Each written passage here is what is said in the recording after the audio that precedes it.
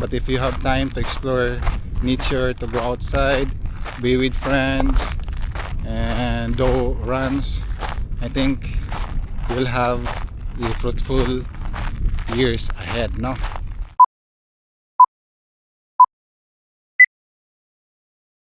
Isahin na to sa ato mga subscribers, no? Number 1, ayaw mo pang load. Number 2, ayaw mo ingon unfair. So wala unfair, no? Kaya wala mo gibayad sa subscription. And be blessed. So be inspired, no? So kakatong mga kugihan, nagi madawat nga mas ninot nga regalo sa katong mga pasensyoso o kaya ba magpaabot samot nagi may mas ninot nga madawat, guys. Then yeah, so let's be inspired, no? Actually ang main purpose ato ang Don Octopus is to inspire people to get into sports, no? So any kind of sports basta for well-being, mahimot ang physically fit. So that's the main purpose.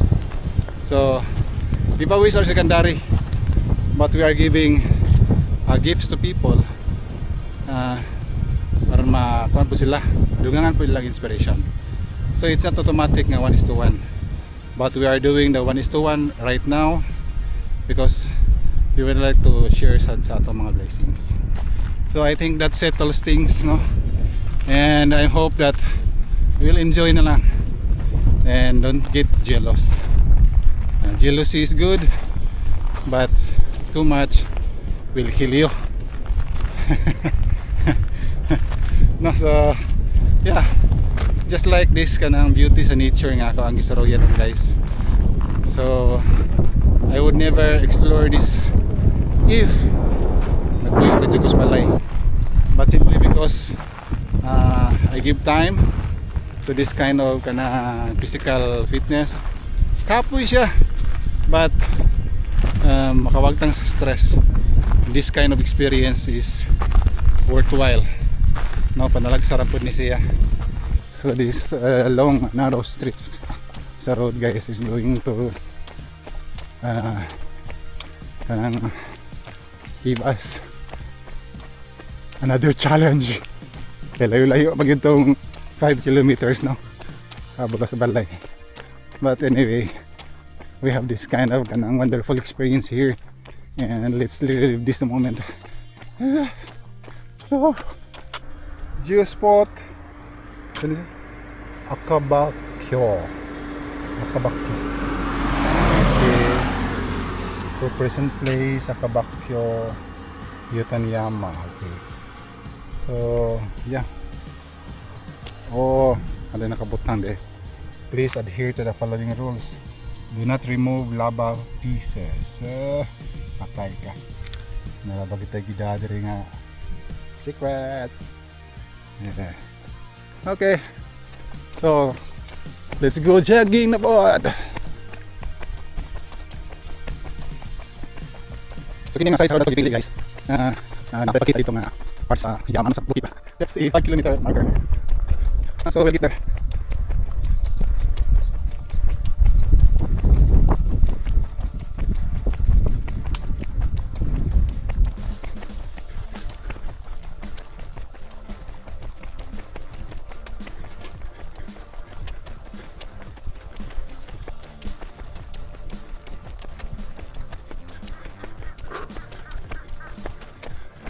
So muna siya, no?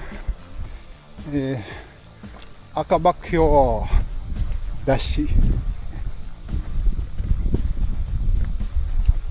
So dito ni flow ang lava sa gikan sa Mount Oyama. Kiwaki. Woo!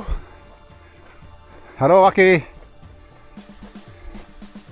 Dia lang ka Waki, ah. Don't fly Waki.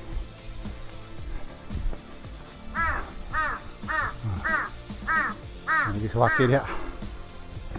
Okay. So hapit na guys sa katong part sa bukid nga tayo ipakita later.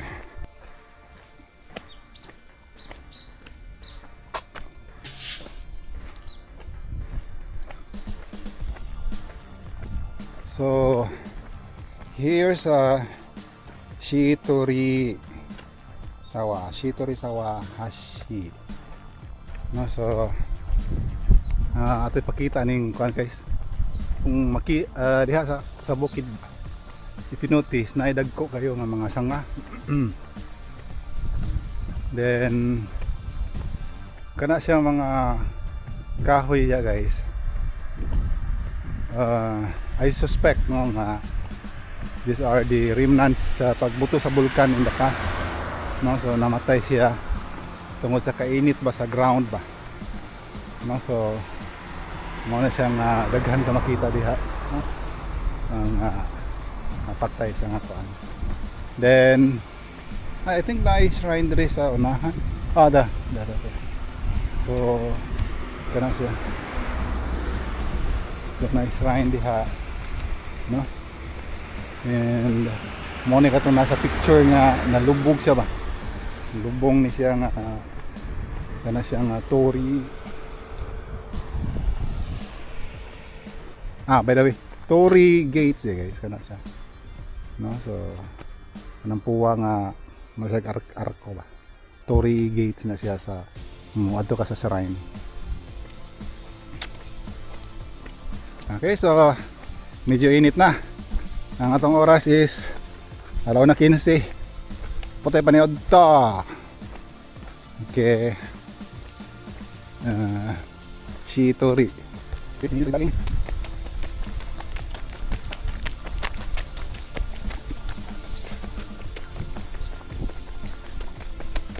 So medyo taas nga daw.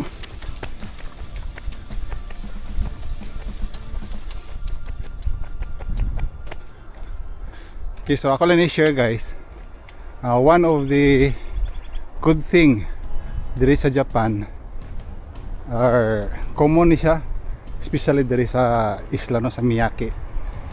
Walay gate, nay gate guys, nay gate pero walay barrier, no? Ang ilahang mga facilities diri, example kini oh, nay gate siya diri guys pero walay pultahan.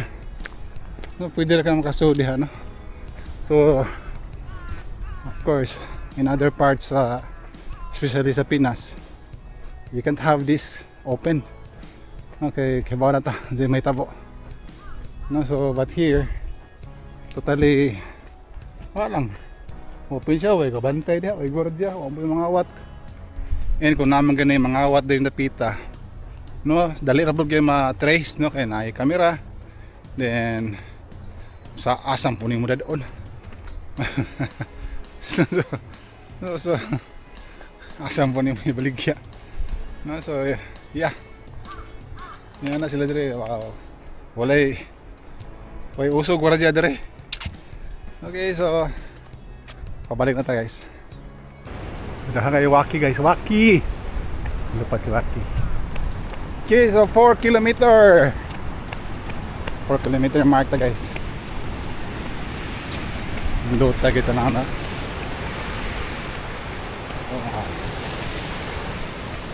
So yeah, ini siya.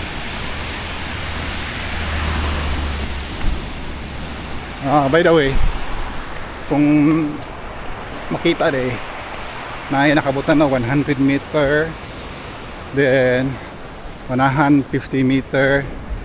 So na mga one guys, caution, no, may mga signs ba kay sa unahan na ni guys, like sa kanang marker 50, so 50 meter away diha nag-start ang kanang repair sa karsada or construction.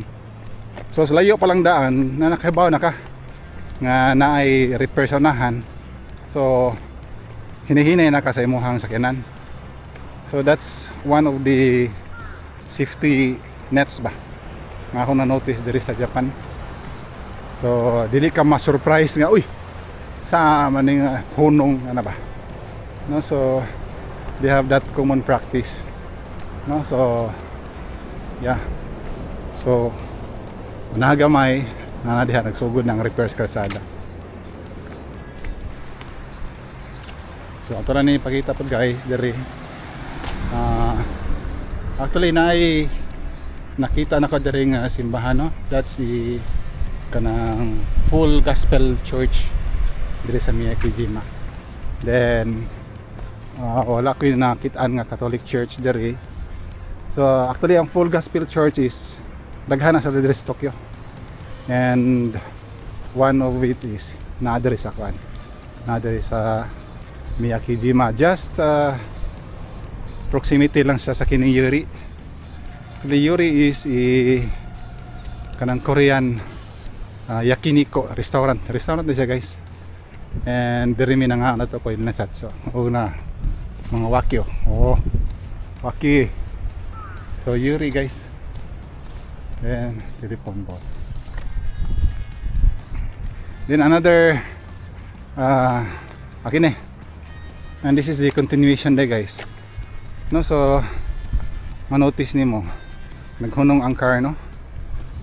Naghuwat siyang turn kaya naka-red pa ang anong signal light, which is paan pa kaya na may ning sulod nga car. So paan siya, guys, kanang solar, naka solar panel siya. So this is the area where may construction na gibuhat, no? O repair sa kalsada. So that's how kanang good ang ilahang quandary safety nets. So manotice ni mga barricades with signage, nga napay lights. So daghang kay mga signages, guys, no? So pagka humato sa iyang turn, so mo na siya part ni sa work sa Inomasoke na. So mo ni present kita trabaho rin sa akong kauban sa trabaho. And today is rest day. So mana ugma busy na po ni dere.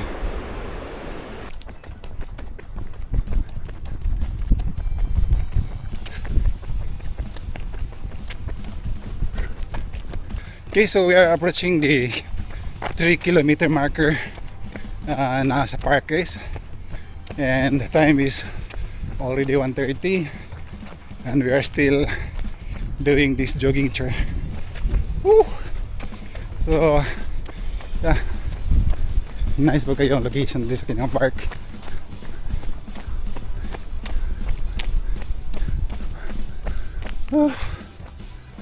There, na viewing deck like that. Then we want to take some rest, no? So pwede kayo dere. So nice tool, yeah. And yeah, we are close to going sa supermarket, guys.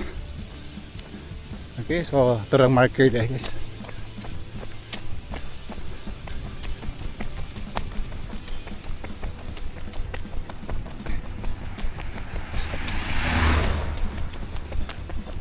Okay. So 3 kilometer more. So you are here sa Kamitsuki district. Then 1 kilometer away na diri ang katong supermarket. So we'll drop sa supermarket, guys. Then we'll buy some kanang foods for our lunch. Woo!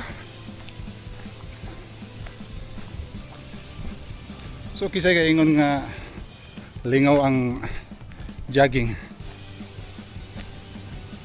Kapoy lang. No, but anyway, that's the goal. Is to keep your kanang system ba, no, sa imong lawas nimo in condition.